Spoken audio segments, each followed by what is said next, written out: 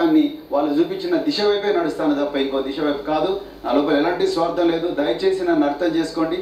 మళ్ళీ చెప్తున్నా, అర్థం చేసుకోండి. మరి ఈరోజు కేసీఆర్ గారు మనకు ఒక వేదిక కల్పించారు. ఆ వేదిక మీద వేదిక ఏదైనప్పటికీ కూడా కానీ నా గుండెలో అది ఆయన ఏమంటుండే తెలుసా, నేను చేసేది చేసినా మీరు అర్థం చేసుకోర్రి, జర నన్ను అర్థం చేసుకోరని బాధపడుతుండే ఆయన. ఏమనకుండా అని చెప్తున్నాడు. ఏమనకుండా అంటే ఎట్లా ఊకుంటారు? నువ్వు నువ్వు ఇంట్లో పండుకోలేదు, నీ అంతలో నువ్వు ఖాళీగా లేవు. ప్రజల్లోకి వచ్చి ప్రజల జీవితాల్లో మార్పులు తెస్తా అని ఏమేమో మాటలు చెప్పి అంత ఆగమాగం చేసినావు కాబట్టి ఇప్పుడు ఆగమైపోతున్నారు. సమాజం అంతా ఆగమవుతూ ఉంది. బీఎస్పీలో సిద్దిపేట నుంచి పోటీ చేసిన చక్రధర్ గౌడ్ని అడుగుదాం ఒకసారి. అసలు ఆ అన్నని అడుగుదాం. ఆయనతో కలిసి పనిచేసాడు కదా, ఆయనకు తెలుస్తుంది. అన్నకి చక్రధర్ అన్నకి పక్కా తెలుస్తుంది ఆయన కుట్ర ఏంది, ఆయన చేసిన ఆలోచన ఏంది. ఒకసారి ఆయన అన్నను లైవ్లో తీసుకుందాం. అన్న గుడ్ మార్నింగ్ చక్రధర్ అన్న. నమస్తే అన్న. లైవ్లో ఉన్నారు మీరు నాతో పాటు. ఇప్పుడే బీఆర్ఎస్ పార్టీలో చేరిన ప్రవీణ్ కుమార్ సార్ అన్న పిలవాల్సి వస్తుంది. ఇంకా కండువా కప్పుకున్నది చూసినాం. ఆయన ప్రెస్ మీట్లో మాత్రం స్వర్ణయుగం నడిచింది తెలంగాణ రాష్ట్రంలో కేసీఆర్ పరిపాలనలో అని చాలా గొప్పగా చెప్తుంటే ఇక్కడ మరి కన్నీళ్ళు కాదు రక్తం వస్తుంది చూసే ప్రజలకి. మీరు చెప్పాలి. ఇక వారు పొలిటికల్ గా అయితే ఒక మాట, ఏ పార్టీలోకి వెళ్ళడానికైనా స్వేచ్ఛ ఉంది. అదైనా వ్యక్తిగత స్వేచ్ఛ. డెమోక్రటిక్ గా వారికి ఏ పార్టీలోకి వెళ్ళడానికి మనం ఓరం ఆపడానికి కానీ వారు సిద్ధాంతం బహుజనవాదం అని ఎత్తుకున్నప్పుడు ఎంతో మందిని ఉద్యోగాలు చేసేవాళ్ళు వారు కదా త్యాగం చేశారు, మనం కూడా చేద్దామని త్యాగాలు చేసి వచ్చిన వాళ్ళని ఇవాళ దొరల కాళ్ళ గడబెట్టినాం. అసలు మీరు కాంగ్రెస్ లోకి వెళ్ళుంటే సరే, బహుజనవాదం కోసం 4 సీట్ల కోసం పోయినాం, ముందుకు తీసుకొస్తున్న పార్టీని అనుకోవచ్చు. కానీ స్వర్ణయుగం అని ఆ నోరుతోటి ఎలా అన్నాడో, అంటే ఆత్మవంచన చేసుకునే అన్నాడు ఆయన. నాకు ఎప్పుడో పార్టీలో కొంచెం తేడా కొట్టింది మొదట్లోనే. కొన్ని జరుగుతున్న పరిణామాలు చూసే నేను బయటకు వచ్చేసిన.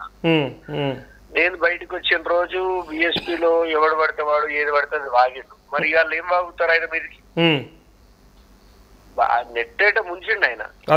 అలా అది బిఆర్ఎస్ లో కలవడం అంటే అది ఎంత దుర్మార్గం అంటే ఆ జాతికే ద్రోహం. ఇవాళ అంబేద్కర్ ఆశయాలు అని చెప్పిన ఆయన అంబేద్కర్ ఆశయాల్ని కూని చేసిండు. ఆయన 10 years సర్వీస్ లో ఉన్నప్పుడు ఎంత ఇబ్బంది పెట్టిండో మనందరికి తెలుసు. ఆర్ఎస్ ప్రవీణ్ ని మనం ఇష్టపడేదే అందుకు.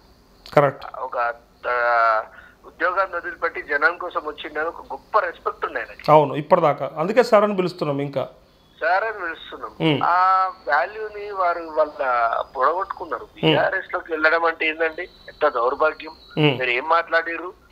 దొర గడిలు వలగొడతా అన్నావు, దొర చేస్తున్న దున్యా తప్పులను పునర్నిర్మాణం అని మాట్లాడుతున్నా. అంటే డ్యామేజ్ జరిగిందని ఆయన యాక్సెప్ట్ చేసుకుంటూనే ఆయనతో ఉంటుండు కేసీఆర్ తోటి. మళ్ళీ ఇంకొక స్టేట్మెంట్ ఏమి ఇస్తాడంటే, నేను గొర్రెలు కాదు కాంగ్రెస్ లోకి పోనీకి అంటాడు. మీరందరు నక్కలు, గొర్రెలు ఎందుకైతారు? మీరు గుంట నక్కలు. అందుకే బహుజనవాదాన్ని వాడుకొని ఇవాళ ఇంత దుర్మార్గంగా మీరు దాంట్లోకి పోయారు. ఇప్పుడు మాకు ఏం చెప్తారు? నాకు పిలిచి సీట్ ఇచ్చిందండి, పిలిచి బీఫామ్ ఇచ్చి నన్ను నిలబెట్టిన వ్యక్తి, నాకు ఆదర్శంగా ఉన్న వ్యక్తి ఇవాళ పోయి హరీష్ రావు సంకల కేసీఆర్ సంకల జరిగితే అంటే దీన్ని ఎలా తీసుకోవాలో డైజెస్ట్ అయితలేదు. సో సిద్దిపేటలో మీకు టికెట్ ఇచ్చి హరీష్ రావుకి మద్దతు ఇచ్చినట్టు ఆయన లోపాయకార ఒప్పందంలో. ఆబ్వియస్లీ అంతే కదా. ప్రజలు ఏమనుకుంటారు అంటే చక్రధర్ ముందే పసిగట్టి బయటికి వచ్చిండు అనుకుంటారు. ఇది ఏం లేదండి, దీన్ని ఎట్లా చూసినా ఇది ఒక ప్యాకేజ్ కిందకే అవుతుంది. మరి ఎంతొద్దన్నా వారి మీద ఎంత గౌరవం ఉన్నప్పటికీ ఆయన పొలిటికల్ పార్టీ కాబట్టి ఆయన పాలిటిక్స్ చేసినప్పుడు నేను పాలిటిక్స్ మాట్లాడతా. అంతే కదా మరి. ఖచ్చితంగా ఇప్పుడు వారు నేర్పిన విద్యే కదా అంట. ఎంత దుర్మార్గం అండి. ఇవాళ యావత్ సిద్దిపేటలో ఉన్న బిఎస్పీ వాళ్ళ ముఖంలో రక్తం లేకుండా అయిపోయింది. మొత్తం రాష్ట్రంలో ఉన్న వాళ్ళందరూ అట్లే ఉన్నారన్న. నేను ఏమంటున్నా అంటే నాశనం చేసిండండి ఆ వ్యవస్థని. నేను దళితుల భూముల గురించి ఫైటింగ్ చేస్తున్నా. 59 జీవో మీద ఎంతో జరిగింది. అది మేము ఫైట్ చేస్తే నువ్వు పోయి దొరని ముద్దాడితే అంటే ఈ సమాజానికి నువ్వు ఏం చెప్పదలుచుకున్నావు? దళితులంతా ఇక దొర కాలకాన్నే వడాలి అని తీర్మానం చేసినట్టే ఉంది. మీ స్వలాభం కోసం మీ ఒక ఆఫ్టర్ ఆల్ ఎంపీ టికెట్ కోసం బతకరా అండి? బతకలేరా? కాంశీరామ్ గారు ఇదే చెప్పారంటాడు. అప్పుడే కాంశీరామ్ గారు ఇదే చెప్పాడు. కాంశీరామ్ గారు ఏ గాడి పడితే ఆ గాడి తెక్కమన్నారు కానీ ఈ కంచర గాడిదలతో గొప్పని చెప్పలే. ఆయన చెప్పిన సందర్భం వేరు. గాడిదని కూడా మనం తక్కువ చూడాల్సిన అవసరం లేదు. అది కూడా ఒక వాహనం లాంటిదే, గుర్రంని పోలిందే అని ఆయన చెప్పిన పద్ధతి వేరు, దీనికి అర్థమైన పద్ధతి వేరు. దీని అర్థమే మార్చేసిండు. అర్థమే మార్చేసి ఇవాళ ఎవరండి బీఆర్ఎస్ అంటే ఏంది? ఈ హవాలా బిజినెస్ చేసేటోళ్ళని హౌలాగాలం చేసిన ఖ్యాతి వీళ్ళ ఫ్యామిలీకి ఉన్నది బీఆర్ఎస్ వాళ్ళకి.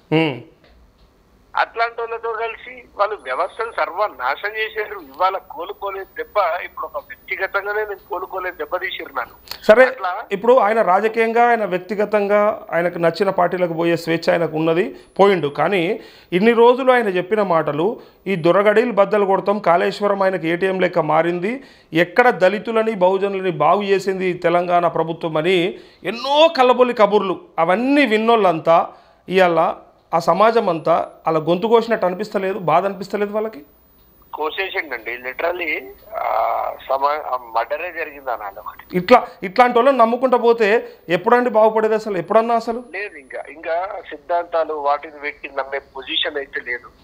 ఎందుకంటే బిఎస్పీలో ఉన్న వాళ్ళు చాలా మంచి వ్యక్తులు అండి. నేను చూసిన కదా దగ్గరికి, అది అన్ని పార్టీలు వేరు, బిఎస్పీ వేరు. బిఎస్పీలో అంబేద్కర్ అనే ఒక పదం కోసమే పనిచేస్తారండి, బతుకుతారు కూడా. కరెక్ట్, బతుకుతారు కూడా వాళ్ళు. ఇప్పటికీ కూడా నేను చాలా సార్లు నేను కాంగ్రెస్ లోకి వచ్చిన తర్వాత నాకు ఎంతో నాతో కలిసి తిన్న వాళ్ళని కూడా రావచ్చు కదా అన్న అంటే, లేదన్నా మాకు పదవులు కాదు, ఈ ఆశయం కోసమే బతుకుతాం, టిల్ బ్రీత్ అని చెప్తే నాకు వాళ్ళ మీద ఒక రెస్పెక్ట్ ఉంది.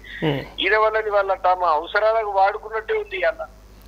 ఇప్పుడు ఇట్లా ప్రతి దొంగలు ప్రతిసారి ఇట్లా బహుజనవాదాన్ని లేకపోతే ఈ దళితులని అంటే ఇట్లా అట్లా అంటున్నాను నేను.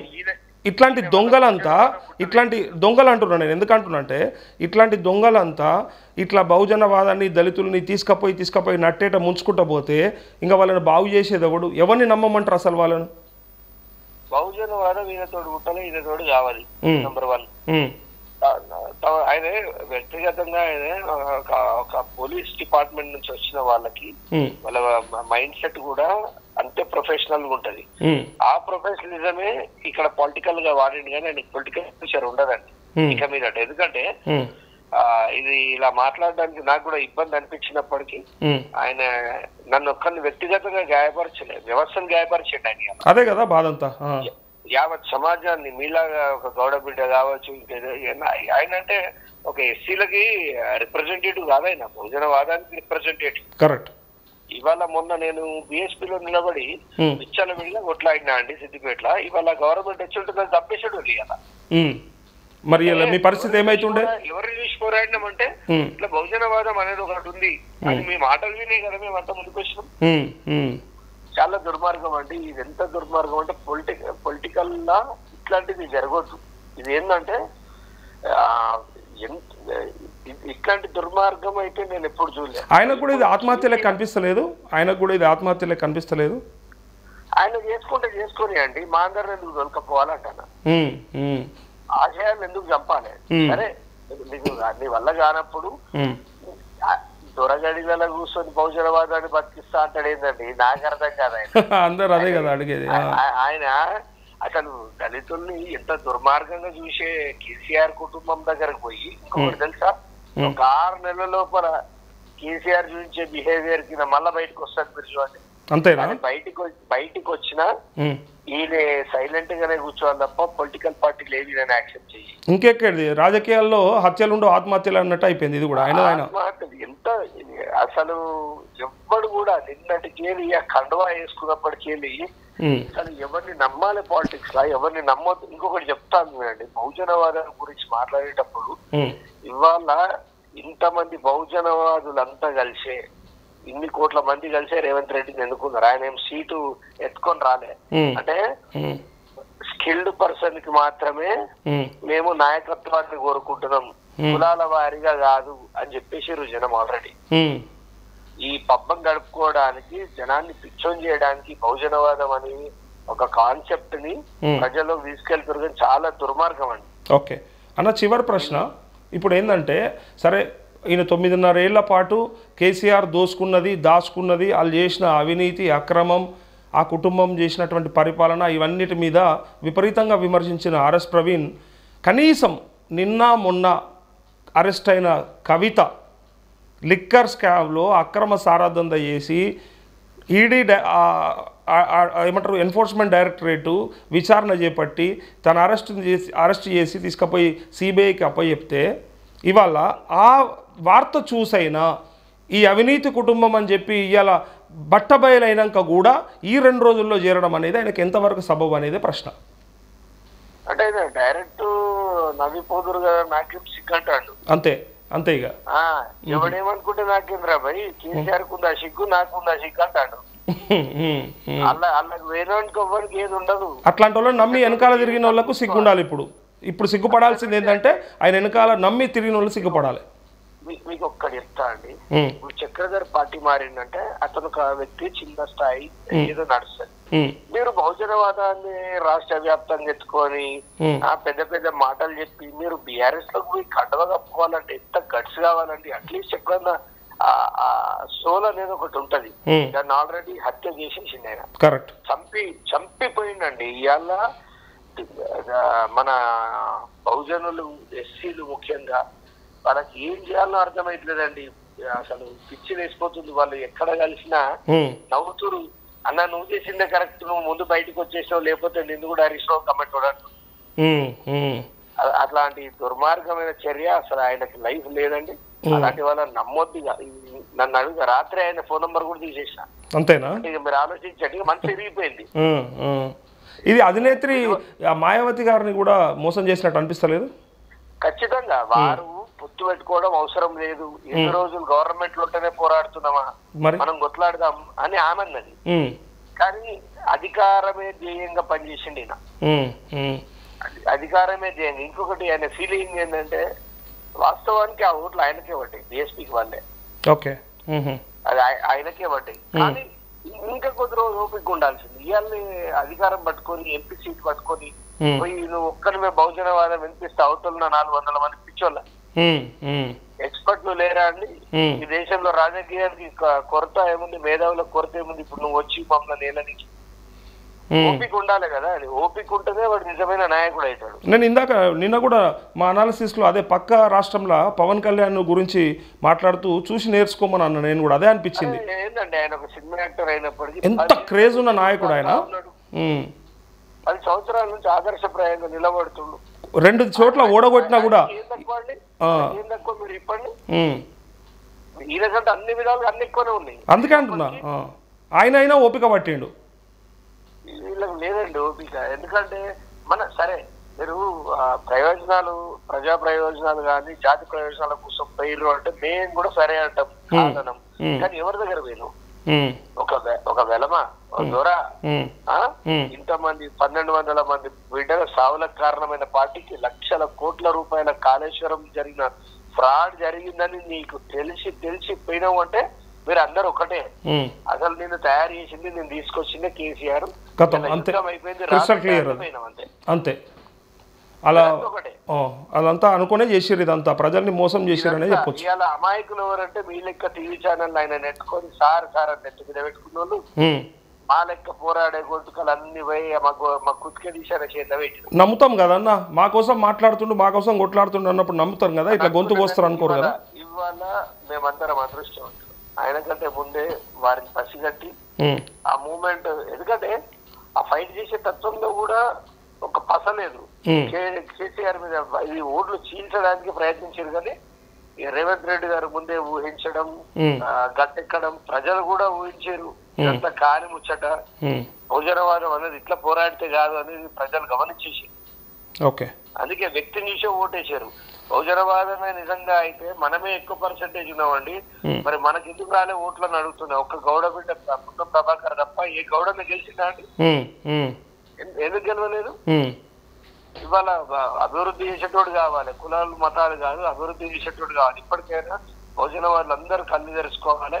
ఎవడు బహుజనవాదం అని వచ్చిందంటే వాడు ఎలాంటి క్యారెక్టర్, అసలు వాడితో అవుతుందా లేదా నిర్ణయం తీసుకొని మీ భవిష్యత్తు ముందు తీసుకో. ఇంకేం నమ్మేటట్టు లేదు, ఇక భవిష్యత్తులో ఎవరు వచ్చినా నమ్మేటట్టు కనిపిస్తుంది. 30 ఏంటంటే ఎన్నికడికి మన దొరల గడిలు ఉండే చూడండి, చిత్రవాదం పెట్టేటోళ్ళు అది తీసుకొచ్చిండు.